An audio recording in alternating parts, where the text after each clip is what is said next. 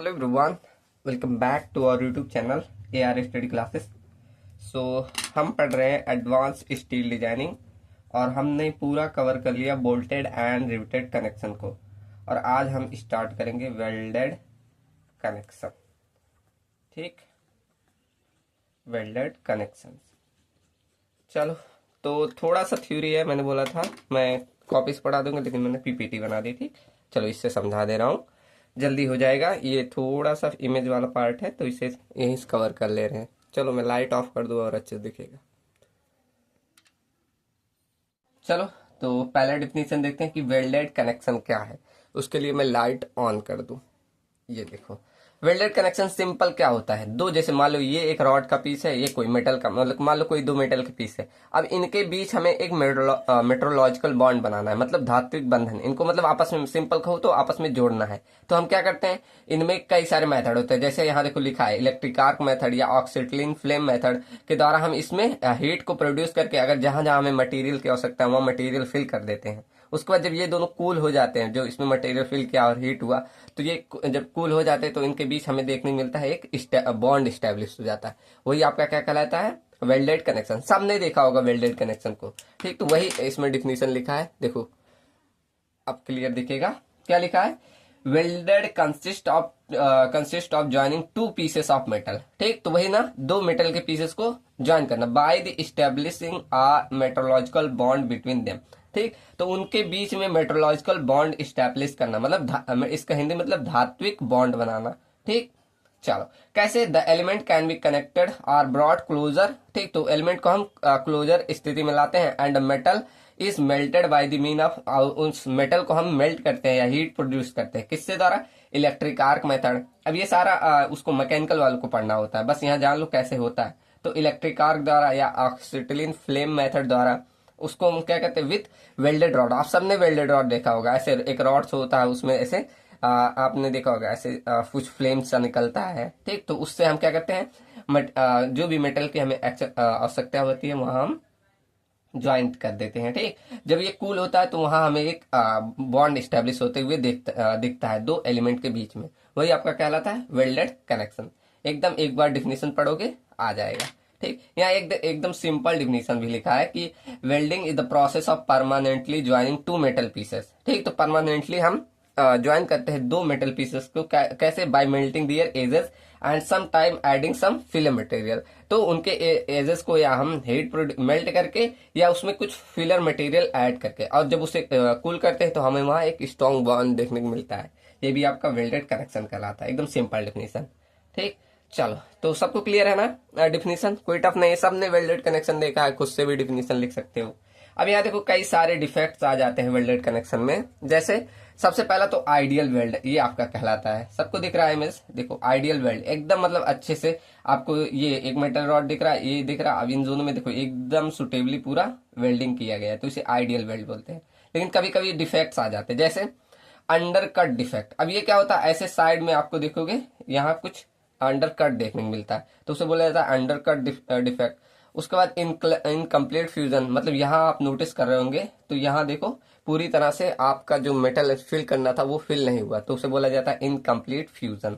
ठीक, ऐसे क्रैक्स, आप क्या करते हैं, बहुत ज्यादा हीट पे उसको मेल्ट कर, मतलब आप वेल्डिंग कर रहे हैं तो वहां हमें क्रैक्स देखने को मिल जाता है। दिख रहा है ना ऐसे क्रैक्स, तो ये सारा डिफेक्ट देखने को मिलता है। ऐसे आपका देखो ये क्या होता है, स्लैग इंक्लूजन। अब इसमें क्या होता है, जैसे जब आप मेल्ट करते हैं तो जो वेस्ट प्रोडक्ट वहां से निकलता है ना, आप कई प्रकार के वहां आप वेल्डिंग करते हैं तो कुछ ना कुछ वेस्ट वहां आसपास होता ही होगा। तो जब वहां आप अगर अच्छे से मेंटेनेंस नहीं करेंगे तो देखेंगे उसके अंदर हमारा अलग अलग मटेरियल कैसे उसमें वेस्ट आ जाता है, तो उसी को बोलते हैं स्लैग इंक्लूजन।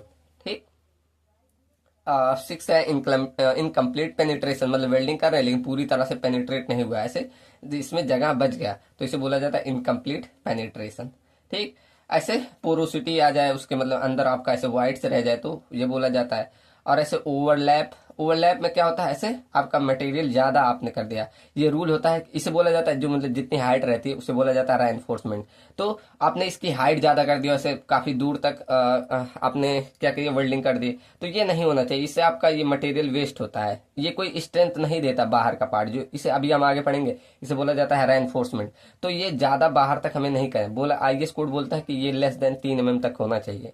ठीक, चलो ऐसे आपका स्पैटर्स कहलाते हैं। स्पैटर्स का सिंपल वही, जब आप वेल्डिंग कर रहे हैं तो उसमें आपका डिफरेंट डिफरेंट टाइप्स के मटेरियल अगर आ जाए तो आपका स्पैटर्स कहलाता है। ठीक, तो वो नहीं आने, इससे उसकी स्ट्रेंथ रिड्यूस हो जाती है। ठीक, तो ये सारे आपका सब रीजन वही लिखा है, पढ़ लीजिएगा, कोई टफ नहीं है। ठीक, ये इमेज एक है कि टाइप ऑफ बट वेल्डिंग, अभी मैं जब बट वेल्डिंग पढ़ाऊंगा तब देख लेना। ठीक, मैं सिंपल अभी अपने नोट्स से दिखा दूंगा, अगर आपको रियल दे है तो ये एक्चुअल इमेज है। ठीक, सब लोग देख लेना, तो ये मैं ऐड कर दूंगा नोट्स के साथ। चलो अब देखते हैं अगला टॉपिक, टाइप्स ऑफ वेल्डिंग को। ठीक, ये इतना मतलब थ्योरी था, इमेज से मैंने समझा दिया, ये पढ़ लीजिएगा। चलो अगला देखते हैं। चलो तो हेडिंग डालो टाइप्स ऑफ वेल्डिंग।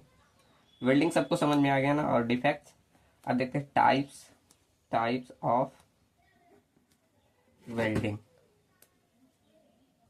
चलिए क्या लिखा, types of welding.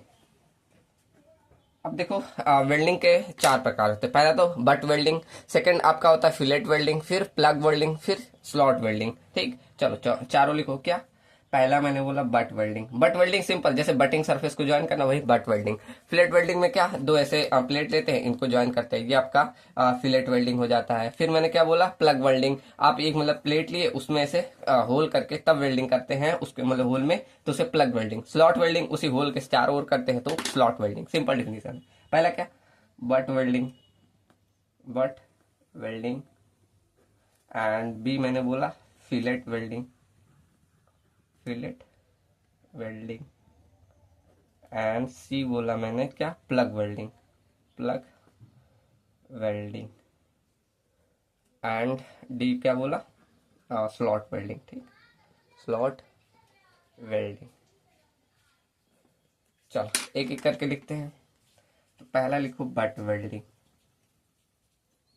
Butt welding. तो बट वेल्डिंग क्या होता है, जब हम दो बटिंग सरफेसेस को, मान लो ये आपका एक बटिंग सरफेस है और आपका ये एक बटिंग सरफेस है। इमेज आप लोग स्केल से बनाइएगा, ठीक, मैं हाथ से बना रहा हूं। तो ये एक बटिंग सरफेस है ये। अब इन दोनों बटिंग सरफेस को हम क्या कर रहे हैं, कोई भी आप वेल्डिंग के थ्रू आप ऐसे ज्वाइन कर रहे हैं। ठीक, ये मान लो मैंने वेल्डिंग कर दी, तो ये आपका कहलाता है क्या, बट वेल्डिंग। ठीक, अब इसमें कई सारे टर्म होते हैं, ये सीखिए। जैसे जितनी ये हाइट तक, ये आप ऐसे थोड़ी सी हाइट उठा के हो जाता है, आप लोग सबने वेल्डिंग देखा हो, तो थोड़ी मोड़ी ऐसे हाइट ऊपर उठ जाती है, तो इसको बोला जाता है रेनफोर्समेंट, रेनफोर्समेंट। ठीक, और ये जो आपने किया ये आपका वेल्ड मटेरियल होता है, वेल्ड, वेल्ड मटेरियल। और ये जो ज्वाइन किए ये दोनों सरफेसेस को बोला जाता है बटिंग सरफेसेस, बटिंग सरफेस। ठीक, तो इसी के थ्रू हम इसे ज्वाइन करना है, सिंपल है। अब डिफिनेशन आप लोग सब लोग लिख सकते हैं, क्या कि जब हम when the butting surfaces, when the butting surfaces of the plates are welded, तब उसे क्या बोला जाता है, then it is known as, then it is known as क्या, butt weld। यही से एक और नाम से जाना जाता है, क्या, इसे बट वेल्ड, या इसे एक नाम से और जाना जाता है ग्रूव वेल्ड, ग्रूव वेल्ड। ठीक, चलो मैं जूम ही किया हूँ क्या, अब देखेगा। ठीक, तो क्या बोला है, जब हम बटिंग सरफेसेस को ज्वाइन करते हैं किसी प्लेट के, तब उसे बोला जाता है बट वेल्ड या ग्रूव वेल्ड। ठीक, क्लियर है ना, सिंपल डिफिनेशन है। अब यहाँ मैंने एक पॉइंट पहले भी बोला, अब भी बता रहा हूँ कि जो ये रेनफोर्समेंट यहाँ हम जितनी हाइट मतलब ऊपर ऐसे वेल्ड कर रहे हैं रेनफोर्समेंट, इससे हम जितना हो सके उतना स्मॉल रखना। क्यों? क्योंकि ये कोई स्ट्रेंथ में मतलब स्ट्रेंथ के लिए नहीं होता है। मतलब ऐसा ना हो कि आप यहाँ बाहर निकाले तो इससे प्लेट की स्ट्रेंथ बढ़ जाएगी, नहीं, ये आपका मटेरियल यहाँ वेस्ट होता है। तो हमारा बोलता है आईएस कोड कि इसे हम ज्यादा बाहर नहीं रखना चाहिए। कितना? लेस देन 3 mm, मतलब 3 mm से ज्यादा नहीं एक्सीड करना चाहिए। ठीक, तो क्या क्या बोला कि का I S code recommends that कि रेनफोर्समेंट जो है, रेनफोर्समेंट शुड बी केप्ट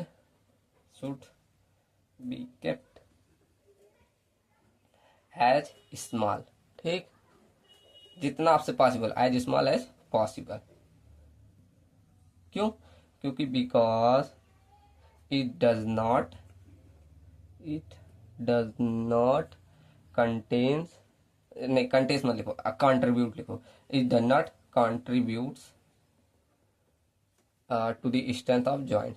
ठीक, तो क्या लिखा? It does not contribute to the strength of joint.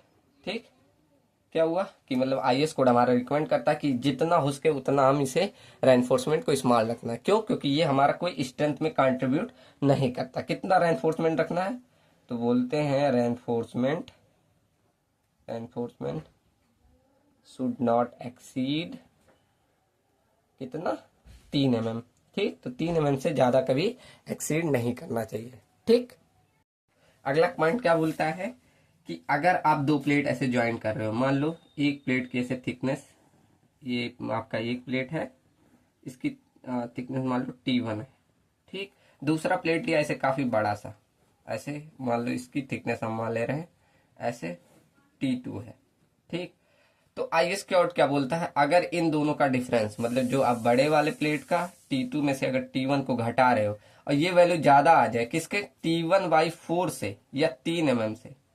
ठीक, 3 mm से, इनसे अगर ये मैक्सिमम आ जाए तो हम क्या करते हैं, इसको टेपर्ड कर देते हैं। ऐसे यहां से ऐसे टेपर्ड कर देंगे, टेपर्ड करते हैं। ठीक, कितने स्लोप में? आज देखो ये स्लोप भी देखा जाता है, कुछ इस तरह से कर देंगे। देखो ये प्लेट को ऐसे कर देंगे,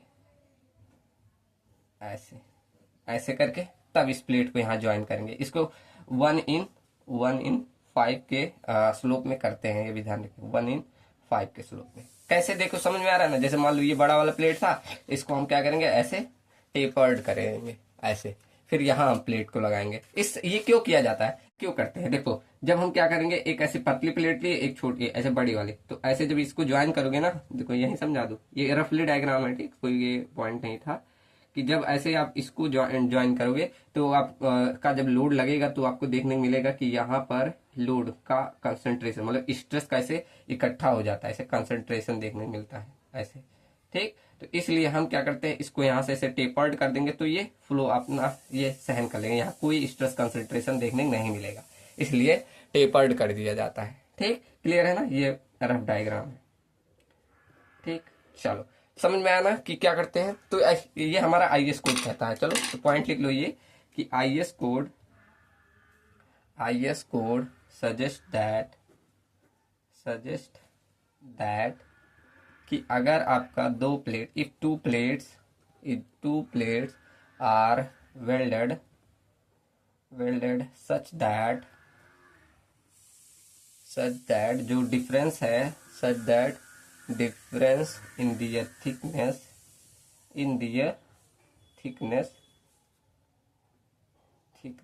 वो क्या कर जाए, एक्सीड कर जाए T1/4 से या 3 mm से, इससे अगर एक्सीड कर जाए। ठीक, दोनों में से जो भी मोर है, विच एवर इज मैक्सिमम। ठीक, दोनों में से किसी में। ठीक, तो हम क्या करते हैं, देन वेयर आपका जो ये भी लिख लो कि वेयर जो आपका T1 है, T1 क्या है, thickness is the thickness of क्या, थिनर प्लेट। तब हम क्या करते हैं, देन हम जो थिकर थिकर प्लेट प्लेट जो कि T2 है, ठीक। इसको हम क्या करते हैं, टेपर्ड कर देंगे ऐसे, देखो। तो वहां पर हम then thicker plate should be tapered in किस स्लोप में, 1/5 के स्लोप में, ठीक। इस स्लोप में आप टेपर्ड कर देंगे, जिससे आपको क्यों करते हैं, क्योंकि स्ट्रेस कंसंट्रेशन वहां देखने को ना मिले, इसीलिए करते हैं, ठीक। अब ये वेल्डिंग जो होता है हमारा सबसे, अब देखो हमने रिवेटिंग पढ़ लिया, हमने क्या पढ़ लिया, रिवेटिंग पढ़ा और बोल्टिंग पढ़ लिया।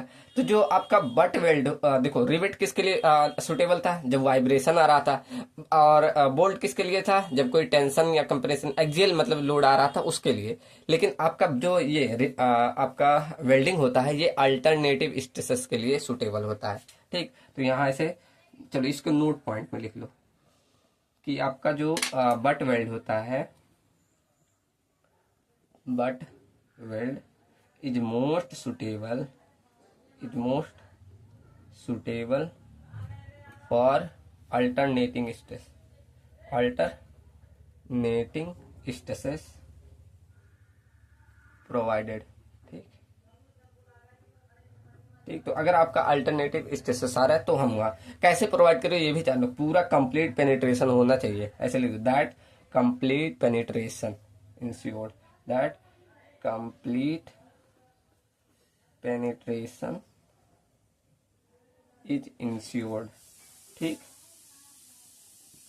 क्लियर है ना।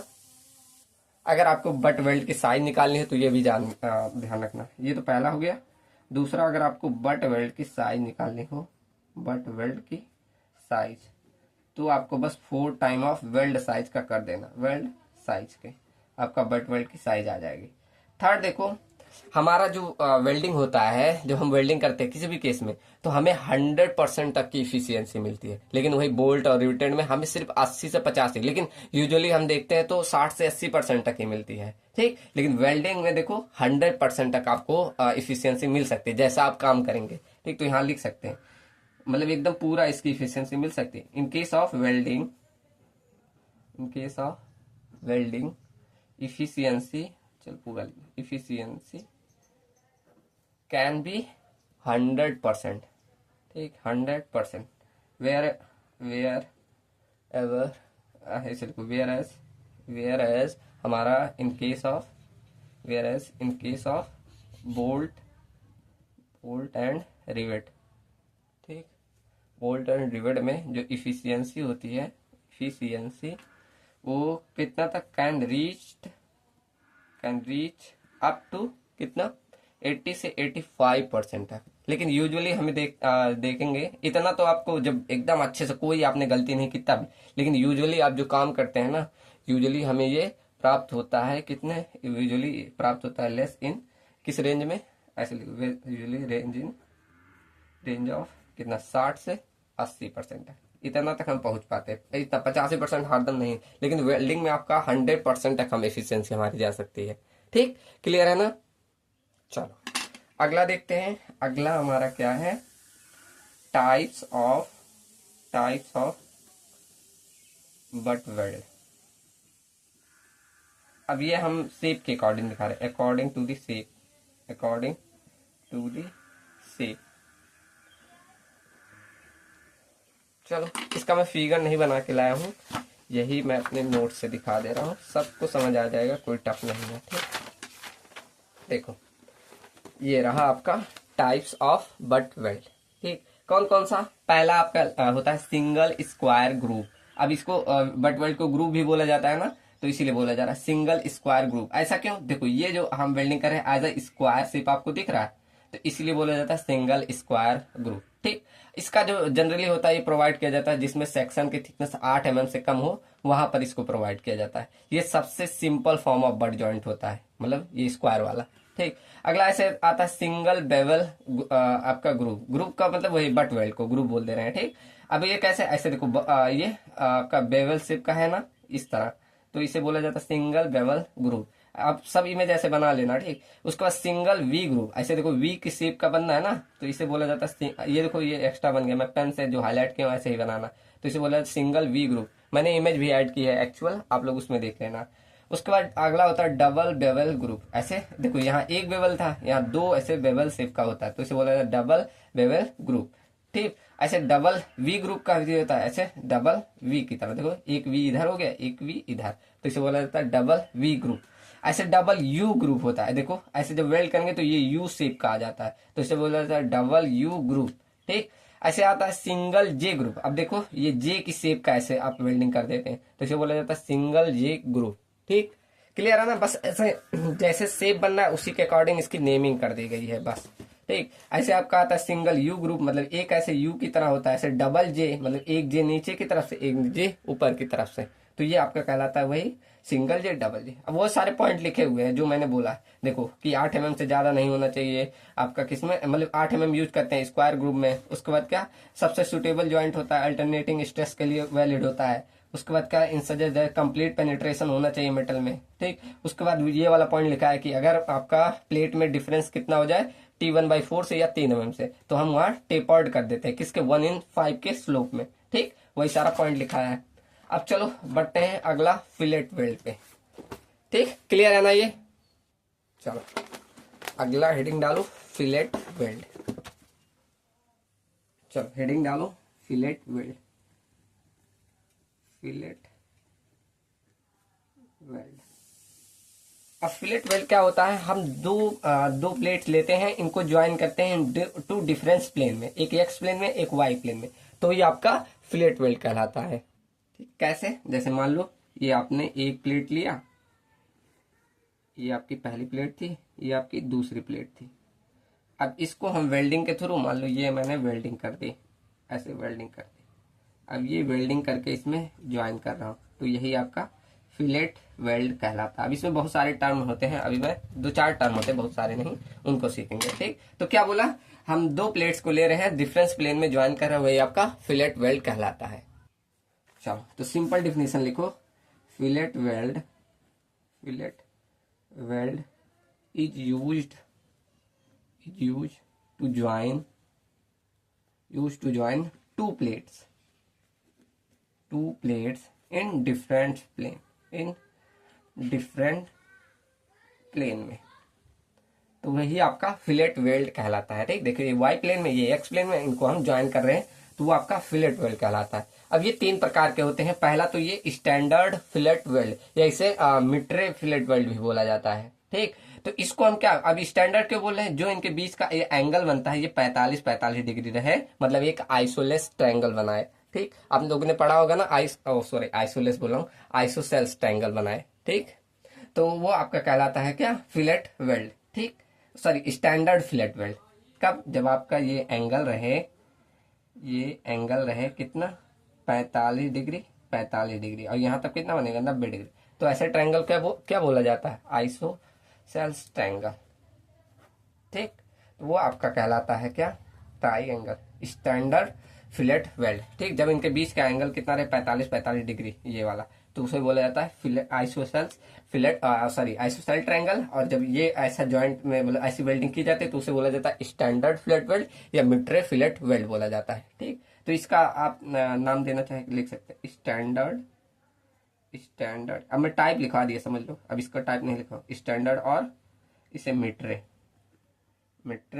फिलेट वेल्ड, ठीक, ये कब बनना है, पूरा आप डेफिनेशन लिखना चाहे लिख सकते हैं कि जब हम when the fillet weld forms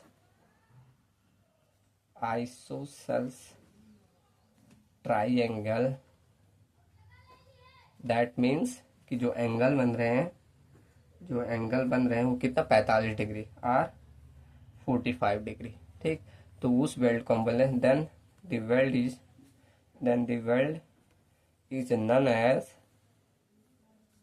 as standard, ये स्टैंडर्ड और मिट्रे फिलेट वेल्ड।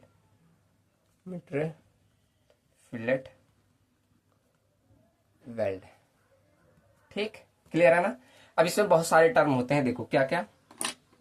पहला तो ये यहां से लेकर यहां तक की साइज को हम बोलते हैं साइज ऑफ वेल्ड। ठीक, अब ये दोनों, जब ये देखो जब ये 45 डिग्री होता है तो ये डिस्टेंस बराबर होता है, तो यस एस मान लो, एस एस हमारी ये मतलब साइज ऑफ वेल्ड हो गया। ठीक, जैसे वेल्ड लेग भी कहा जाता है, क्या, वेल्ड लेग। ठीक, अब देखो इसे यहाँ जो एकदम कोने वाला पॉइंट दिख रहा है, देखो इसे रेड वाले दिखेगा, यहाँ एकदम ये वाला एकदम जहाँ एक लास्ट में एकदम कोन वाला पार्ट है, इसे बोला जाता है रूट। ठीक, क्या बोला जाता है, रूट। ठीक, ऐसे बोल रहे, root of the thread. Root of thread, क्या, यही किनारे वाले रूट को रूट ऑफ थ्रेड बोला जाता है। ठीक, चलो अब देखो यहां से परपेंडिकुलरली ऐसे आप लाइन खींचते हैं, आप लोग को दिख नहीं रहा होगा लेकिन ऐसे ही एकदम परपेंडिकुलर ये ऐसे लाइन खींचे जहां पर इंटरसेक्ट करे, वहां से लेकर ये रूट ऑफ थ्रेड तक की डिस्टेंस को बोला जाता है थ्रॉट लेंथ। ठीक, ऐसे थ्रॉट लेंथ बोल दो, थ्रॉट थिकनेस बोल दो। ठीक, तो ये वाली डिस्टेंस को थ्रॉट थिकनेस बोला जाता है। दिख रहा है ना आप लोग को, कलर है नहीं, ऐसे मैंने रंग दिया, नहीं रंगना था। ठीक, तो यहाँ यहाँ देख लो, ऐसे इस वाले डिस्टेंस से यहाँ तक की डिस्टेंस को हम बोलते हैं थ्रॉट थिकनेस। क्या बोला जाता है, यही दिखा दे रहा हूं। ठीक, थ्रॉट थिकनेस, और ये वेल्ड लेग की साइज हो गई। ठीक, तो ये डेफिनेशन भी लिख लो, थ्रॉट थिकनेस किसको बोलते हैं, यही रूट ऑफ द ये थ्रेड से परपेंडिकुलरली डिस्टेंस में, यहाँ इसको क्या बोलेंगे हम, हाइपोटेनस कर्ड बोल देंगे। तो यहाँ से रूट ऑफ थ्रेड से इस हाइपोटेनस पे परपेंडिकुलर डिस्टेंस को हम थ्रॉट थिकनेस बोलते हैं। ठीक, तो ऐसे लिख दो, द परपेंडिकुलर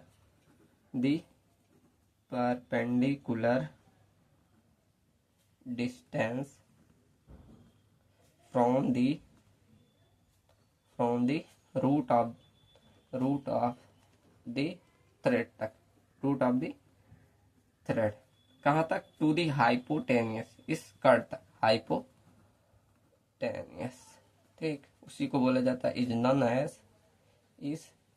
एज क्या, थ्रॉट थिकनेस।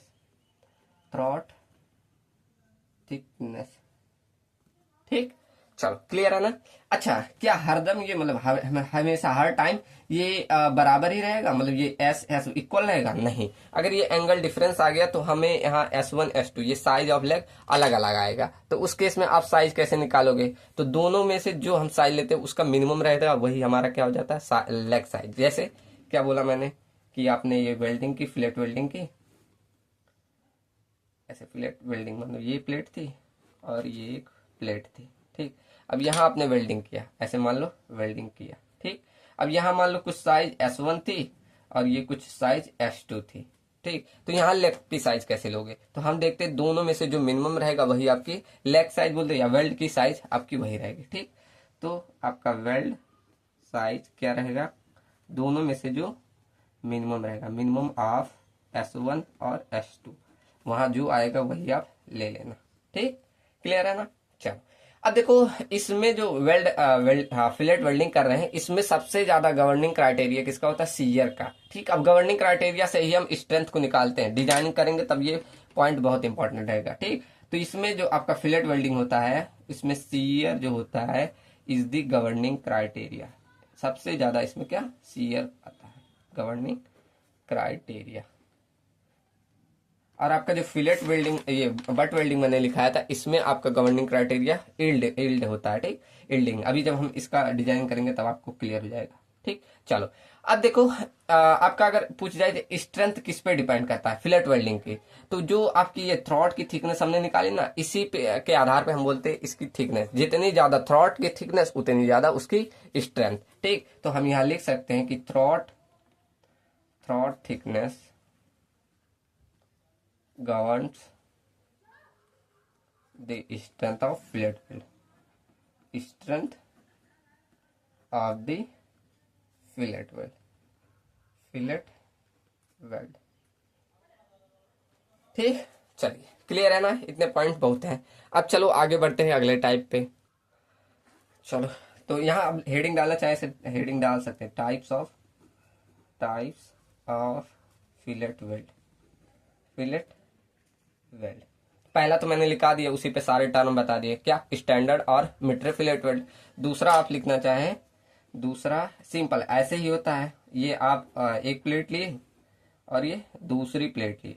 अब यहाँ पर क्या होता है, ऐसे कर्व शेप में आप वेल्डिंग कर रहे हैं। 3D में ऐसे कुछ दिखाऊं, 3D में आप देखेंगे ऐसे आपका प्लेट होगा, ऐसे होगा ना, ऐसे प्लेट, तो आप ऐसे इसी तरह कर्व शेप की वेल्डिंग कर दे रहे हैं। तो इस आपका ऐसे जब बनता है, आपने वो पढ़ा ना कॉन्वेक्स कॉनकेव, तो ये कौन सा बन रहा है, कॉनकेव, तो इसीलिए इसे बोला जाता है क्या, कॉनकेव फिलेट वेल्ड। क्या, कॉन, ये होता है कॉनकेव फिलेट वेल्ड, ठीक, कॉनकेव फिलेट वेल्ड, सिंपल। ऐसे थर्ड आपका क्या होता है, ये आपने एक का प्लेट था, ये दूसरा प्लेट था, अब यहाँ सिंपल इसको उल्ट से उल्टा कर दो, तो ये कौन सा शेप बनता है, ये कौन सा बन रहा है, ये कॉनकेव बना, सॉरी सॉरी सॉरी सॉरी, ये ऐसा बनता है तो कॉन्वेक्स होता है, और ये आपका होता है कॉनकेव।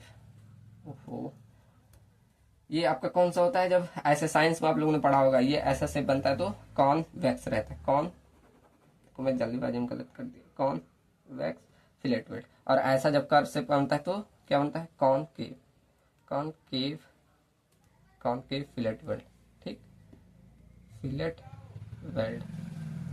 चलो जल्दीबाजी में गलत हो गया, ठीक, चलिए समझ में आया ना। चलो अब यहाँ पर साइज निकालना होगा, तो यही सिंपल, ऐसे जो S1 S2 से मिनिमम आएगा वहां से ले लेना, ठीक, ये आपका साइज ऑफ वेल्ड आ गया। अब अच्छा, मैं अगर पूछूं कि इन दोनों में से सबसे ज्यादा स्ट्रेंथ किसकी होगी, ये जॉइंट की और ये जॉइंट में सबसे ज्यादा किस में होगा, तो आप बोलेंगे इसकी थ्रॉट थिकनेस ज्यादा है, इसकी कम है, तो आपने अभी ऊपर पढ़ा है जिसकी थ्रॉट थिकनेस ज्यादा उसकी स्ट्रेंथ ज्यादा, ठीक, चलो बढ़िया। तो हम बोल सकते हैं कि जो कॉन्वेक्स फिलेट वेल्ड है इसकी स्ट्रेंथ ज्यादा होगी, ठीक। चलो तो पॉइंट में लिखते हैं, यहां लिखो कि strength, strength of convex, convex fillet weld is more, किसके, देन दी, देन दी कॉन, देन दी कॉनकेव फिलेट वेल्ड के, फिलेट वेल्ड के, ठीक, क्यों, एज थ्रॉट थिकनेस जो होता है वो ज्यादा है, as throat thickness is more, thickness is more, ठीक। तो हम कह सकते हैं जो आपका कॉन्वेक्स फिलेट वेल्ड है वो ज्यादा स्ट्रांग होगा।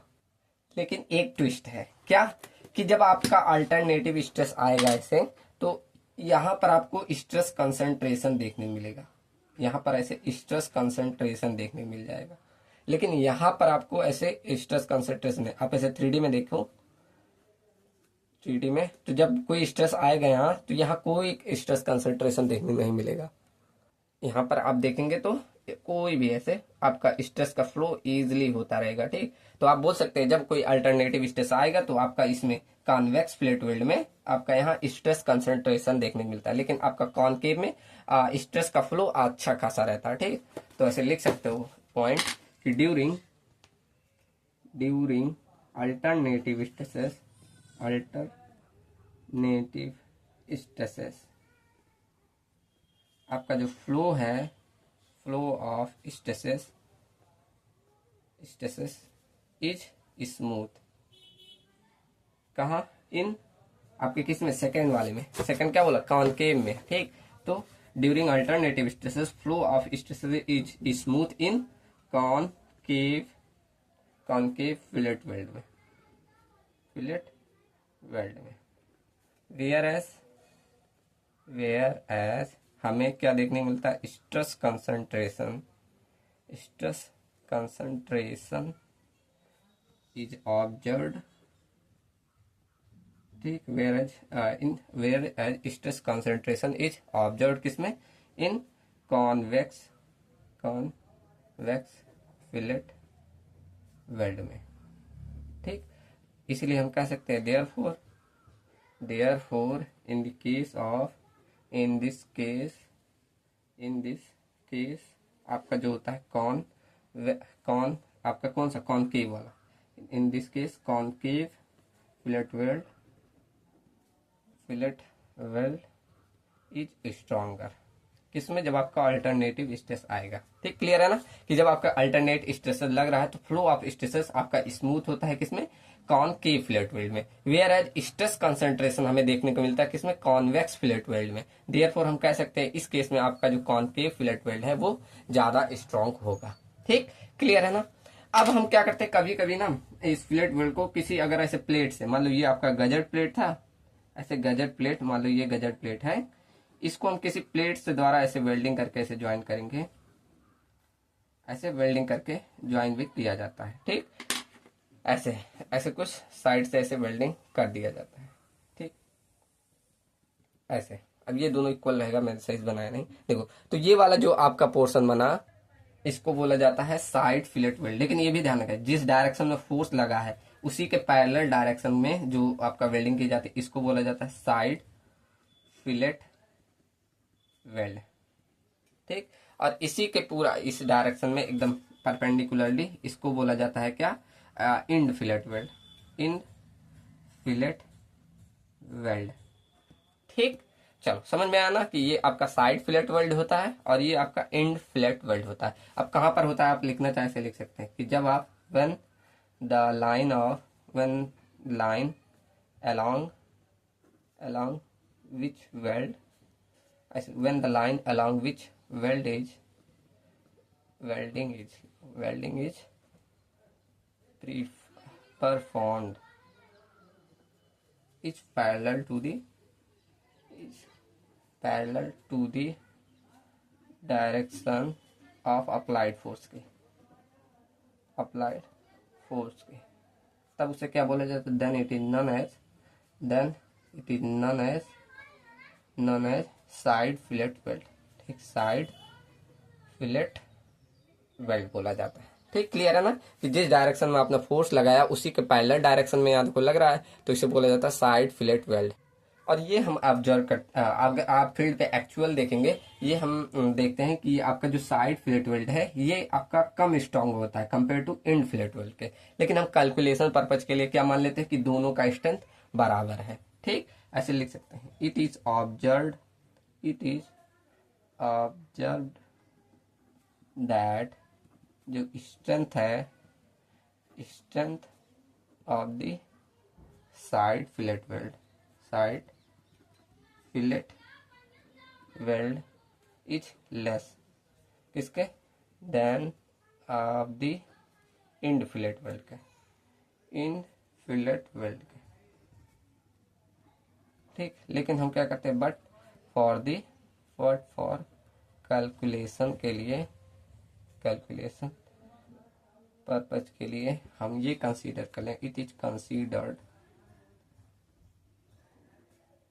सेम मान लेते हैं, it is consider as same, मतलब दोनों का स्ट्रेंथ हम बराबर मान लेते हैं। ठीक, कैलकुलेशन को सिंपल करने के लिए। क्लियर है ना। चलो, यहाँ हमारा खत्म होता है क्या, आपका फिलेट वेल्ड। अब अगला पढ़ते हैं प्लग वेल्ड और स्लॉट वेल्ड। ठीक, चलो, तो डी आपका सी था ना, सी आपका क्या, प्लग वेल्ड। अब प्लग वेल्ड क्या होता है, सिंपल, जैसे आप लोग प्लग लगाते हैं ना, जैसे ये पेन हुआ, अब इसमें ऐसे पूरा वेल्डिंग करके फिल कर दिया, तो वही आपका प्लग वेल्डिंग। सिंपल, ऐसे देखो, एक मैं यहाँ देखो, एक ऐसे गजट प्लेट लूं, ये मान लो आपका ऐसे गजट प्लेट है, स्लोप में दिखाऊं, ऐसे आपका गजट प्लेट है, सही बनाना। ठीक, अब इसमें हम एक प्लेट को ऐसे मुझे कनेक्ट करना है। ठीक, कनेक्ट ऐसे करना है, तो हम क्या करते हैं, इसमें एक होल ऐसे बनाते हैं, ऐसे होल क्रिएट किया, और इसी होल के अंदर हम क्या करते हैं, अगर जैसे इसको ऐसा क्यों कर रहे हैं, ऐसे नहीं, अगर ऐसे नहीं करोगे तो यहाँ हम देखते हैं जब लोड लगाओगे, अगर ऐसे साइड में कर दो ना, तो यहाँ पर देखोगे स्ट्रेस का जो ऐसे कंसंट्रेशन रहेगा वो यूनिफॉर्म नहीं रहेगा, ऐसे यहाँ आएगा, फिर यहाँ पर देखोगे ऐसे घट जाएगा, फिर यहाँ से ज्यादा रहेगा, तो मतलब जहाँ आपने होल क्रिएट किया यहाँ स्ट्रेस कंसंट्रेशन यूनिफॉर्म नहीं रहता, ऐसे ऐसे कुछ आएगा।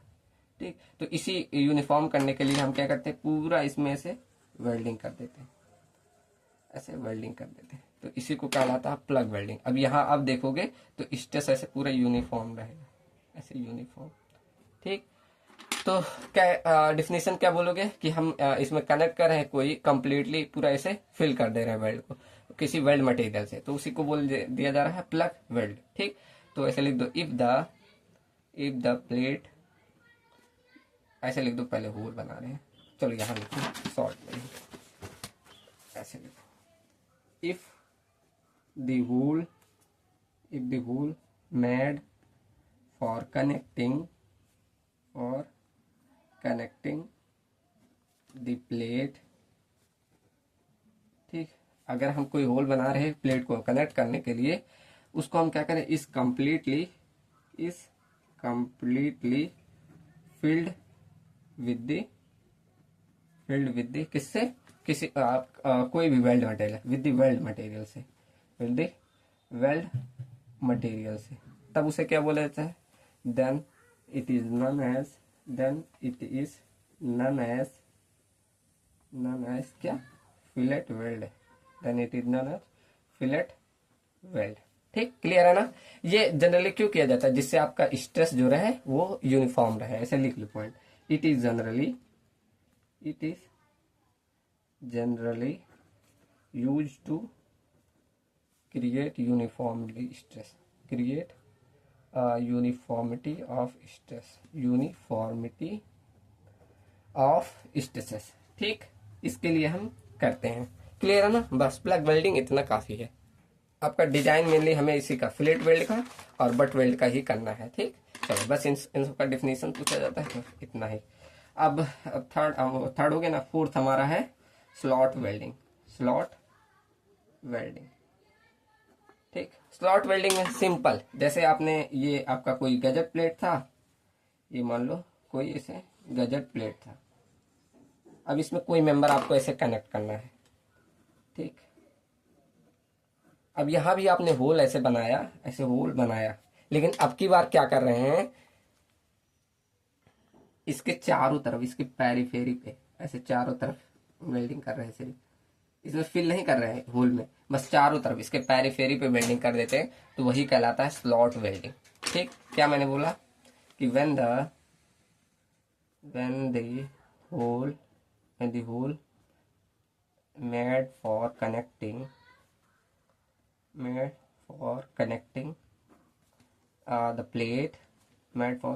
the plate, क्या मैंने लिखा, when the hole made for connecting the plate।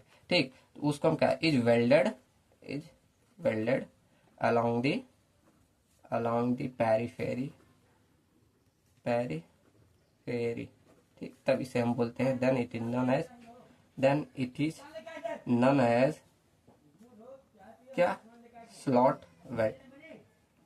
ठीक, तब उसे ही हम स्लॉट वेल्डिंग बोलते हैं। अब देखो, अगर आपको ज्यादा स्ट्रेंथ चाहिए ना इस स्लॉट वेल्डिंग में, तो हम क्या करते हैं, जैसे आपने मान लो ये कोई आपका गजट प्लेट था, अब मतलब मुझे और मजबूत चाहिए स्लॉट वेल्डिंग में, ये आपका कोई गजट प्लेट था, तो इसी आप जो मेंबर कनेक्ट कर रहे हैं ना, इसको ऐसे हम काट देते हैं, ऐसे काट के तब कनेक्ट करा रहे हैं, ऐसे ज्यादा काट दे रहे हैं, जितना ज्यादा आपको स्ट्रेंथ चाहिए ऐसे कट करके, तब यहाँ आप इसके चारों तरफ ऐसे वेल्डिंग करते हैं। ये रहा, ऐसे सब तरफ। ठीक, ऐसे चारों तरफ कर दे रहे हैं। इससे क्या होता है, आपका और ज्यादा स्ट्रेंथ हो जाता है। ठीक, ऐसे ज्यादा चारों सब जगह आप वेल्डिंग कर दे रहे हैं, तब ये भी स्लॉट वेल्डिंग कहलाता है। ठीक, चलो तो ऐसे लिख सकते हैं ऐसे लिखो, when the length of weld required is more। ठीक, तो हम क्या करते हैं, then slots are made to increase the weld size, to increase the weld length। ठीक, तो इसको भी हम बोलते हैं क्या, स्लॉट वेल्डिंग। तो देन ऐसे लिखो, this type of welding is known as slot welding. ठीक, इससे क्या होता है, आपका जो मजबूती है और बढ़ जाती है, इंक्रीज हो जाती है। ठीक, चलिए क्लियर है ना। अब देखो, कुछ वेल्डिंग के सिंबल्स होते हैं, यहाँ है, पहले जब आप वेल्डिंग कर रहे हैं ना, जैसे फिलेट वेल्ड हो गया और बहुत सारे हैं, तो इनको हम कुछ सिंबल से दिखाते हैं। अब सिंबल क्या बनाऊं, यही देख लीजिए। ठीक, क्या है, ये रहा आपका वेल्डिंग के कुछ सिंबल्स, जैसे दिख रहा है ना सबको। अगर आप फिलेट वेल्डिंग कर रहे हैं तो कुछ ऐसे ट्रायंगल से हम दिखाते हैं। ठीक, इस तरह, उसके बाद जब अगर स्क्वायर बट वेल्डिंग करते हो तो इससे दिखाते हैं ऐसे कुछ इस शेप से। ये शेप आप अभी डिनोट करने, यहाँ देखो ऐसे हम रिप्रेजेंटेशन करते हैं तो उसके लिए काम आता है। ठीक, ऐसे आप सिंगल वी ग्रुप कर रहे हैं तो इसे वी की शेप का दिखाएंगे, सिंगल यू ग्रुप दिखा रहे हैं तो ऐसे, डबल यू ग्रुप तो कुछ ऐसे, फिलेट वेल्डिंग कर रहे हैं तो कुछ ऐसे दिखाते हैं। ठीक, तो ये सिंबल ध्यान रखना, सिंबल से अभी हम रिप्रेजेंटेशन सीखेंगे। चलो मैं रिप्रेजेंटेशन अभी बता रहा हूँ। ऐसे अगर पूरी तरह ऑल अराउंड, मतलब ऐसे कोई प्लेट लिया, अब इसके चारों तरफ ऐसे सभी वेल्ड कर, ऐसे मतलब कोई ऐसे पीछे प्लेट है, इस पे हम वेल्ड कर रहे हैं ऐसे सभी डायरेक्शन में, तो उसे बोलते हैं ऑल अराउंड वेल्ड, तो उसे इस एरो से दिखाते हैं। ठीक, तो ये सिंबल ध्यान रखना आपका, ऐसे ये रिप्रेजेंटेशन में काम आता है। चलो मैं रिप्रेजेंटेशन बता दे रहा हूँ कैसे किया जाता है, एकदम शॉर्ट में। यहाँ तो बहुत वैसा लिखा है कॉम्प्लेक्स, मैं और डिटेल में बताऊंगा। ठीक, चलो अगली हेडिंग डालो, हेडिंग डालो representation of weld, representation of weld. अब इसका मतलब क्या, मान लो आपको ऐसे प्लेट दिया रहेगा ना, ऐसे प्लेट दिया रहेगा और इसमें आप वेल्डिंग कर रहे हैं, मान लो ये मैंने ऐसे वेल्डिंग कर दी। ठीक, ऐसे मान लो ये पूरा इसमें ऐसे मैंने वेल्ड किया। ठीक, ऐसे वेल्ड किया, आप लोग अच्छे से स्केल से बनाइएगा, मैं फास्ट बना रहा हूँ इसीलिए। ठीक, चलो ये मैंने ये मान लो पूरी जितने वेल्डिंग किया उसका लेंथ हो गया 200 mm। ठीक, ऐसे आपने इस साइड भी कर दिया, मान लो इस साइड का जो लेंथ था ये मैंने मान लिया 150 mm। ठीक, और वेल्डिंग का थिकनेस भी मान लो कुछ थिकनेस है, यहाँ मान लो इसका थिकनेस 8 mm है और इसका थिकनेस इस साइड का मैं मान ले रहा हूँ 6 mm है। ठीक, चलो क्लियर है ना। अब देखो इसको हम रिप्रेजेंट करते हैं, ऐसे मुझे दिखाना रहेगा तो हम एक एरो लेते हैं, ऐसे एरो लिया, उसके बाद हम क्या करते हैं ऐसे एरो से दिखाते हैं। पहले सबसे पहले आप दिखाएंगे वेल्ड की जो साइज है, वेल्ड की जो साइज है। उसके बाद सेकंड पे हम दिखाते हैं कि वेल्ड का सिंबल, जो हमने देखा ना सिंबल इतना बताया, उसके बाद हम वेल्ड का सिंबल दिखाते हैं। उसके बाद आप दिखाते हैं थर्ड कि वेल्ड की लेंथ कितनी है, वेल्ड का लेंथ कितना है। फिर उसके बाद दिखाते हैं कि पिच लेंथ कितना है, पिच लेंथ कितना है। ठीक, क्लियर है ना। उसके बाद देखो एक पॉइंट हमेशा ध्यान रखें कि ऊपर के साइड, यहाँ ऊपर ये जो हम ऊपर दिखा रहे हैं, ऊपर के साइड हम हरदम जो एरो लगा ना इसके अपोजिट वाले दिखाएंगे, मतलब इधर वाला, इसके अपोजिट साइड में, जो ऐसे लिख दो अदर साइड का हम दिखाते हैं, ऊपर में अदर साइड में, और नीचे दिखाओगे जहां एरो आपका गया उसी साइड में, मतलब सेम साइड में, सेम साइड में दिखाते हैं। ठीक, चलो एग्जाम्पल में आप देना चाहे, चलो एक बना के इसी का मैं बना रहा हूँ। जैसे मान लो इसी का अगर मुझे बनाना हुआ, ये ऐसे एरो दिखा देना, ऐसे थोड़ा ऐसे टेढ़ा रहेगा, बना दीजिएगा। ठीक, चलो तो सबसे पहले हम दिखाते हैं क्या वेल्ड का साइज कितना है। तो यहाँ देखो जो पहला मैंने बोला कि अदर साइड, यहाँ ऊपर हम क्या दिखाएंगे अदर साइड, मतलब इस साइड वाला। ठीक, तो इस साइड में वेल्ड का साइज कितना है 6 mm है, 6 mm है ना। फिर वेल्ड का सिंबल देखो, यहाँ टाइप मैंने नहीं बताया, मान लो ये मैंने फिलेट वेल्डिंग की है, कौन सा फिलेट वेल्डिंग, फिलेट वेल्डिंग की है। तो फिलेट वेल्डिंग का सिंबल कैसा था, ट्रायंगुलर था, कुछ ऐसे ऐसे ट्रायंगुलर सिंबल बना देना। ठीक, क्लियर है ना। फिर हम दिखाते हैं वेल्ड की लेंथ, अब देखो सब अपोजिट का ही बताना है, तो लेंथ कितना है 150 mm। ठीक, 150 mm। अब इसमें पिच कोई नहीं है, चलो पिच हम नहीं दिखा रहे हैं, अभी एक और एग्जांपल ले दूंगा। ठीक, चलो उसके बाद हम नीचे क्या दिखाते हैं, नीचे के साइड जिस साइड में एरो लगा है उसी साइड वाला। तो एरो कहाँ है, इसमें लगा है, तो बताओ इसकी वेल्ड की साइज कितनी थी 8 mm, 8 mm था ना। और सिंबल कैसा है, वही ट्रायंगल, ट्रायंगल इसमें कैसे ऐसे दिखा दो, ये एक बराबर दिखाना। ठीक, उसके बाद वेल्ड कर लेते, इसमें 200 mm है, पिच इसमें है नहीं है। चलो एक एग्जांपल और लो जिसमें पिच विच सब रहे। चलिए तो ये आपका मान लो, चलो मैं फिगर बना दूं। चलो देखो ऐसे मैं मेंबर कनेक्ट कर रहा हूँ ना, ये आपका कोई प्लेट था और इसमें मेंबर मैंने कनेक्ट कर दिया। अब यहाँ वेल्ड की साइज मान लो ऐसे 50 mm यहाँ है, 50 mm यहाँ है, 50 mm यहाँ मान ले रहा हूँ। ठीक, अब यहाँ जो यहाँ पिच है, मान लो हम पिच को मान ले रहे हैं यहाँ भी 50, यहाँ भी हम पिच को 50 मान ले रहे हैं। ठीक, और ऐसे अदर साइड में इसको दुगना मान लो, ये मान लो 100 mm है और यहाँ पर मान लो 30 mm का पिच है और यहाँ मान लो 100 mm का आपका वेल्ड है। ठीक, अब इसको अब थिकनेस भी कुछ मान लो, थिकनेस हम मान ले रहे हैं इधर 6 mm मान लो, इधर हम 8 mm ही मान ले रहे हैं। ठीक, और टाइप ऑफ हम फिलेट वेल्ड ही लेके चलते हैं। ठीक, फिलेट वेल्ड सबको याद हो गया, फिलेट वेल्ड। अब इसको अगर रिप्रेजेंट करना है तो कैसे करोगे, हम एक एरो लेते हैं, ऐसे एरो दिखाओगे, ऐसे ले जाना है। ठीक, उसके बाद हम जहां पर एरो लगाए हैं उसके अपोजिट साइड वाला ऊपर दिखाते हैं, मतलब इधर वाला हम ऊपर साइड में दिखाएंगे। तो सबसे पहले क्या दिखाया था कि वेल्ड की साइज कितनी है, कितना है 6 mm है। फिर वेल्ड क्या हम सिंबल दिखाते, कौन सा वेल्ड है आपका, वेल्ड का टाइप हमारा फिलेट वेल्ड था। फिलेट वेल्ड ऐसे, ओहो ट्रायंगल ऐसे बनता है, ऐसे, यहाँ देखो यहाँ बना, कुछ ऐसे बनेगा, ठीक, ऐसे बनाना, ये आपका फिलेट वेल्ड हो गया। उसके बाद हम देखते हैं टोटल वेल्डिंग लेंथ कितनी है, तो 100 यहाँ 100 यहाँ, मतलब टोटल कितना हो गया 200 mm आपका फिलेट का, सॉरी वेल्डिंग का लेंथ हो गया। उसके बाद देखो इसमें पिच कितना है, ये जो खाली रहता है इसको बोलता है पिच, कितना है 30 mm है, ठीक। चलिए उसके बाद हम देखते हैं इस नीचे की साइड जहां पर एरो लगता है वहां नीचे की साइड वाले दिखा, मतलब ये वाला। तो यहाँ पर वेल्ड साइज कितना 8 mm है। टाइप कौन सा है, वही फिलेट वेल्ड, मतलब ऐसे दिखा दो एरो से, ठीक, ये दे रहा है। उसके बाद टोटल लेंथ ऑफ वेल्ड कितना है, तो 50 50 50, मतलब टोटल कितना 150 mm। अब देखो यहाँ पिच कितना है, तो 50 यहाँ 50 यहाँ, मतलब टोटल 100 mm का पिच है, ठीक, क्लियर है। 100 mm नहीं, सॉरी सॉरी, इसमें जोड़ते नहीं, मतलब पिच देखते हैं कितना है, तो ये 50 यहाँ 50 है, मतलब जो रहे एक ही दिखाते हैं, सब एक ही समान रहेगा, अलग अलग पिच नहीं रहता, ठीक। तो 50 mm ये पिच हो गया, ठीक, क्लियर है ना। तो इस तरह हम रिप्रेजेंट करते हैं। यहाँ देखो बहुत अटपटा लिखा था, मैंने बहुत शॉर्ट में लिख दिया, सबको क्लियर हुआ होगा। कहाँ गया, एक सेकेंड, ये देखो वही सारा चीज है, बस देखो थोड़ा यहाँ मैंने शॉर्ट में लिख दिया, ठीक, क्लियर है ना। चलिए यहाँ देखो स्पेसिफिकेशन, अदर साइड का एरो लेते हैं, फिर स्पेसिफिकेशन यहाँ पर एरो जहाँ सेम साइड का, ठीक। चलिए अब कुछ एजम्पशन, जब हम इसका डिजाइनिंग पे, अब हमें डिजाइनिंग पे पढ़ना है, अब यहाँ सारा थ्योरी खत्म, तो डिजाइनिंग से पहले देखो एजम्पशन हम यहाँ लेके चलते हैं, वो लिख लेते हैं, ठीक। हेडिंग डालो, एजम्पशन ऑफ वेल्डेड जॉइंट। तो इसके 3 ही एजम्पशन है, सबको ध्यान हो जाएगा।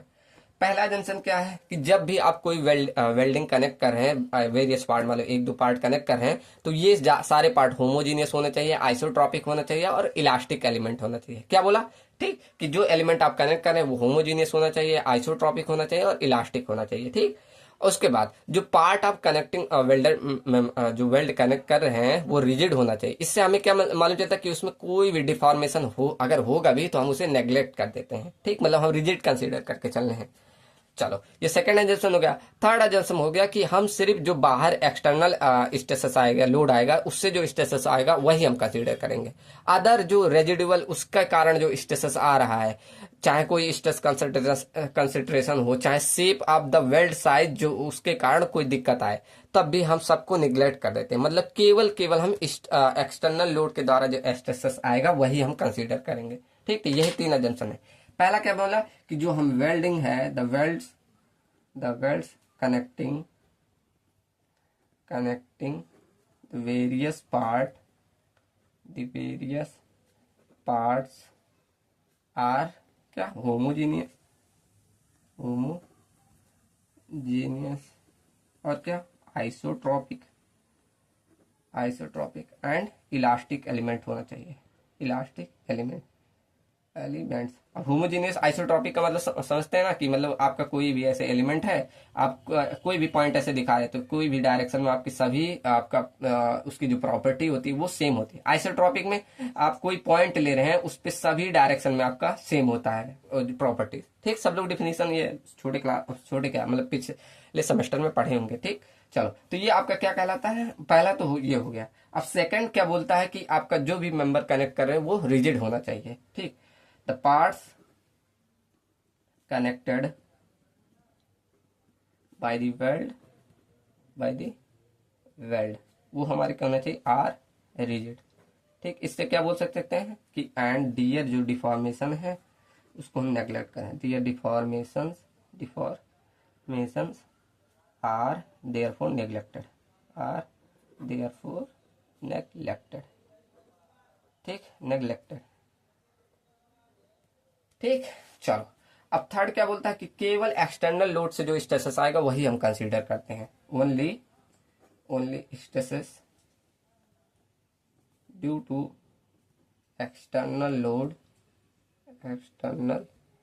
लोड्स आर कंसीडर, ठीक। केवल जो एक्सटर्नल लोड आ रहा है उसके कारण ही हम जो स्ट्रेसेस आएगा वही हम कंसीडर करेंगे। और जो आपका इफेक्ट आएगा of residual stresses, residual stresses से, या आपका मान लो स्ट्रेस कंसंट्रेशन हो रहा है तो स्ट्रेस कंसंट्रेशन, और आपका मान लो शेप भी कोई अटपटा सा है, शेप ऑफ वेल्ड है, तो इन सभी से जो स्ट्रेसेस आएगा वो सब हम नेग्लेक्ट कर दे, आर नेग्लेक्टेड। ठीक, नेग्लेक्टेड। तो ये 3 अजम्पशन है, एकदम इजी इजी है। ठीक, तो ये हमारे अजम्पशन होते हैं जब हम कोई वेल्ड ज्वाइन करेंगे। ठीक, चलिए यहाँ आपकी थ्योरी जो पूरी होती है वो खत्म होती है। अब हम एक लास्ट पढ़ लेते हैं, बहुत इजी है, मतलब टफ नहीं है, तो आज ही कवर कर दे रहा हूँ। ठीक, क्या? Design of butt weld, design of butt weld, एकदम सिंपल है, इसलिए आज ही कवर कर दे रहा हूँ इसको। अब देखो डिजाइन ऑफ बट वेल्ड, अब मैंने बोला था कि जो आपका बट वेल्डिंग होती है, स्ट्रेंथ जो गवर्न होती है किसके द्वारा है, इसमें डिजाइन मतलब स्ट्रेंथ क्राइटेरिया किसके, यील्डिंग द्वारा होती है, और मैंने फिलेट वेल्ड में क्या बोला है, शियर द्वारा। ध्यान रखना ये 2 पॉइंट, तो यहीं से निकलता है। ठीक, तो मतलब स्ट्रेंथ जो होता है, strength of butt weld is governed bye yielding से, ठीक, यील्डिंग ऑफ इफेक्टिव सेक्शन के। ठीक, तो इस तरह आप उसकी स्ट्रेंथ निकाल सकते हैं। मतलब अगर मैं बोलूं डिजाइन स्ट्रेंथ, दूसरा design strength of butt weld, ये अगर निकालना है तो आपको क्या, सिंपल आप स्ट्रेस इनटू एरिया कर दो बस। क्या स्ट्रेस का, वही ultimate yield stress Fy into area, कैसे? आपको एरिया के लिए length of weld into thickness of weld, इससे मल्टीप्लाई कर देना, डिवाइड कर देना एक partial safety factor of weld से, वो आपका आ गया डिजाइन स्ट्रेंथ। आ गया ना? ये देखो ये क्या है, आपका स्ट्रेस है, स्ट्रेस इंटू एरिया, आपका स्ट्रेंथ देता है ना, तो एरिया आपका LW मतलब length of weld into thickness of weld, और यहाँ गामा एम भी क्या है, partial safety factor of weld का, जो कि मैंने लिखवाया था। क्या कि अगर आप सॉफ्ट वेल्डिंग कर रहे हैं, ये भी ध्यान रखना, अगर आप सॉफ्ट वेल्डिंग कर रहे हैं तो वहां पर गामा एम भी कितना लेना है, अगर आप उसमें फील्ड में वेल्डिंग कर रहे हैं, फील्ड में वेल्डिंग कर रहे हैं तब कितना लेना है, याद है सबको? कितना लेना है? सॉफ्ट में आप लेते हैं 1.25 और फील्ड में करते थे 1.50, ये मैंने लिखवाया था, तो ये भी ध्यान रखें, जिस प्रकार की आपकी कंडीशन दी रहेगी उसी प्रकार ले लेना। चलो अब यहाँ देखो Fy क्या होता है आपका, यील्ड स्ट्रेंथ। ठीक, अब यहाँ Fy की वैल्यू भी हम 2 वैल्यू दी जाती है, इसको भी हम मिनिमम ऑफ लेंगे, Fy और Fy। अब Fy भी मतलब आपने जो वेल्डिंग किया उसका अल्टीमेट स्ट्रेंथ दिख रहा है आपको, देखो यहाँ आपने जो वेल्डिंग किया उसका अल्टीमेट स्ट्रेंथ, और आपको आपने जो प्लेट लिया उसका ये जान, ये आप जो वेल्डिंग कर रहे हैं उसका अल्टीमेट स्ट्रेंथ, और आप जो प्लेट ले रहे हैं उसका अल्टीमेट स्ट्रेंथ, 2 दे रहेंगे, तो दोनों में से जो मिनिमम आएगा वो आप Fy की वैल्यू लेना। ठीक, क्लियर है? और LW तो आपका लेंथ ऑफ वेल्ड होगा, ये तो दिया रहेगा, लेंथ ऑफ वेल्ड। ठीक, और यहाँ T आपका होता है थिकनेस ऑफ वेल्ड। अब यहाँ कई सारे थिकनेस के लिए कंडीशन होती है, बस सिंपल थिकनेस ऑफ आपका वेल्ड। ठीक, थिकनेस ऑफ वेल्ड, ये ई मतलब होता है इफेक्टिव, लिखो यहाँ ऐसे ऐड करो, इफेक्टिव थिकनेस ऑफ वेल्ड, ऐसे ऐड करना। ठीक, इफेक्टिव थिकनेस ऑफ वेल्ड। अब इफेक्टिव थिकनेस ऑफ वेल्ड आपका अलग अलग आ जाएगा, कैसे? देखो कई सारे आपके फिगर इसमें आएंगे, ऐसे हेडिंग डालू क्या, इफेक्टिव थिकनेस ऑफ वेल्ड,